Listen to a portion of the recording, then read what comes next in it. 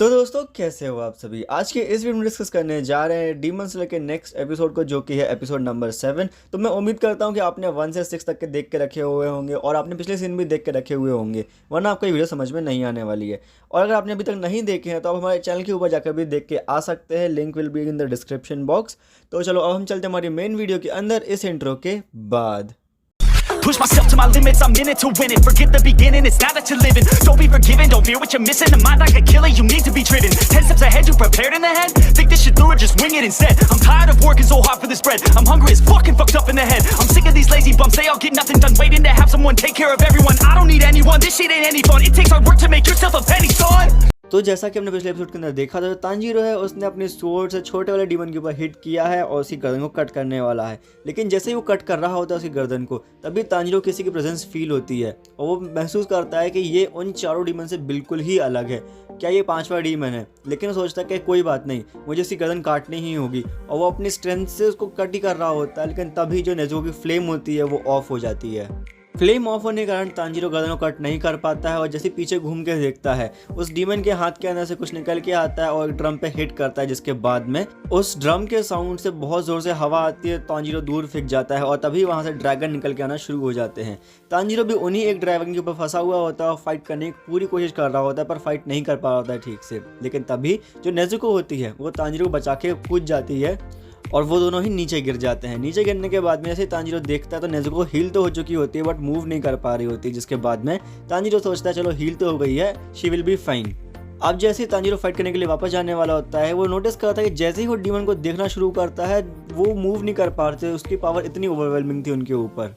अब इसी सब के बीच में जो गेनिया होता है वो यही सोच रहा होता है कि ये डीमन आया कहाँ से एकदम से। लेकिन तभी उसको याद आता है कि जो एंगर डीमन था उसने सबसे पहले प्लेजर डीमन और जॉय डीमन को अपने अंदर एब्जॉर्ब कर लिया था, जिसके बाद में वो जाता है आइज़ेत्सु की तरफ में और आइज़ेत्सु अपने हाथ उठा के भागने की कोशिश करता है, लेकिन जो एंगर डीमन होता है वो उसको भी खा जाता है। तो फिर उसको रियलाइज होता है कि शायद से उसने खाया नहीं है, उसने उन दोनों को एब्जॉर्ब कर लिया है और अपने आप को ट्रांसफॉर्म कर लिया है, जिसके बाद में और इसी ट्रांसफॉर्मेशन के कारण जो नया डीमन है वो आया है। तो फिर ये शायद से सभी की पावर रखता होगा या तो फिर सबसे ज़्यादा स्ट्रॉन्ग भी यही होगा।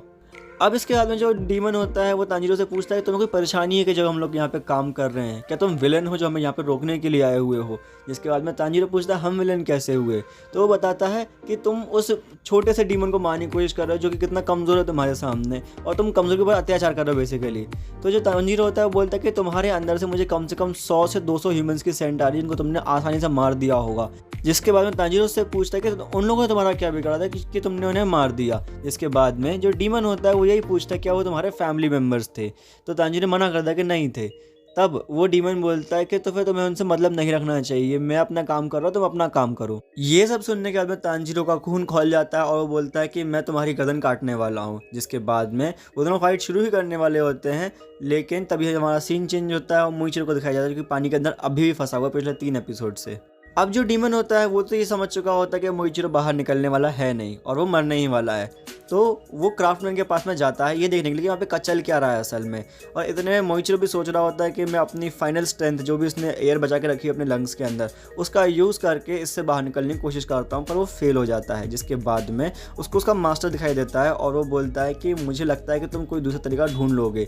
इसके बाद में जब मोइचिरो गिव अप कर चुका होता है तब उसको तांजीरो दिखाई देता है और तांजीरो बोलता है कि तुम्हें क्या लगता है तुम्हें गिव अप करने की परमिशन किसने दी है? तुम्हें कोई ना कोई रास्ता ढूंढना होगा, तुम्हें कोई ना कोई बचा लेगा। जिसके बाद में जो अपना मोइचिरो होता है वो समझ चुका होता है कि तांजीरो ने ऐसा कभी मुझसे बोला नहीं है, ये किसी और ने बोला है, पर मुझे याद नहीं आ रहा कि ये कौन है असल में।